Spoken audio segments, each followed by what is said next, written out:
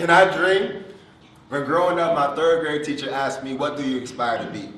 After taking it for the second time, I probably told her a football player, someone who makes money, or someone on TV. But that picture came before reality took away my picture frame and gave me broken glass that resembled a chandelier that never made it off the store shelf. Truth of the matter was, life wasn't like Family Matters. Although we had many call Winslow's knock down our door. D-Tech suspecting black suspects of selling narcotics. Cops were very familiar with my duplex, as it was a faded brown with white chip paint that looked like desert camo in the nighttime. Yes, it was a war zone. We had a full house, but it wasn't quite like Full House. I seen many people come and go to chase a high that never lasted longer than they hoped. Addicted to dope.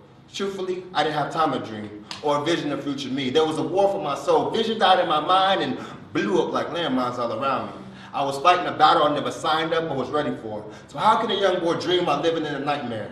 It was similar to Elm Street, and yes, I've seen many things on 5406 Carlton Street, Apartment B, Naples, Florida. It was where dreams died and hope wasn't alive. It was where neighborhood kids came to smoke weed and get high. As they let the most influential years of their life pass them by, I grew up too soon. I never fell in love with cartoons, although they tuned out the chaos that was in the room. Us brothers fought like episodes of Dragon Ball Z. We were young, wild, and reckless and living free. But can I dream? Society sold me a dream.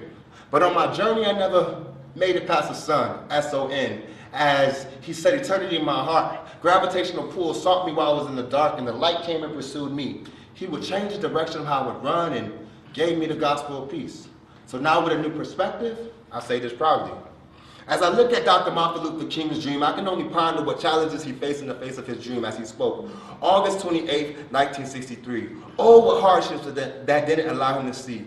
Oh, the many things I wanted to suppress his dream. Despite our shortcomings and our hardships, we will all face ships that will hit icebergs like the Titanic to remind us of the cold world that we are living in.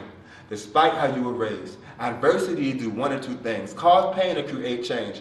But what would define you?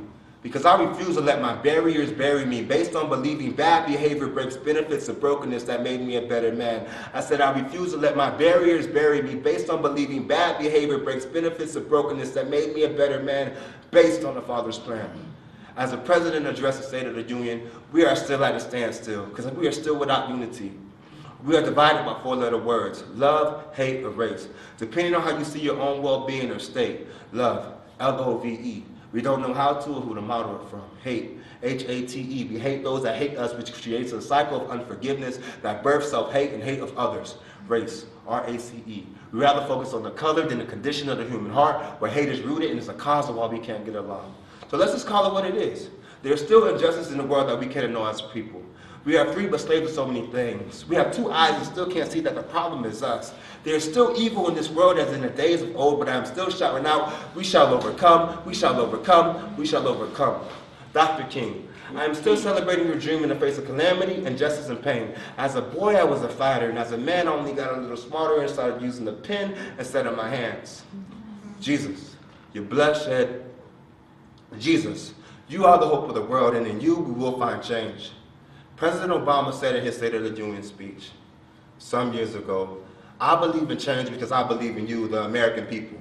Well, I believe in change because I believe in God. So this poem is for those that are fighting, for those who are trying to love despite the hate, trying for change despite the adversities, fighting for unity despite our differences. Can we dream? Can we dream? Can we dream?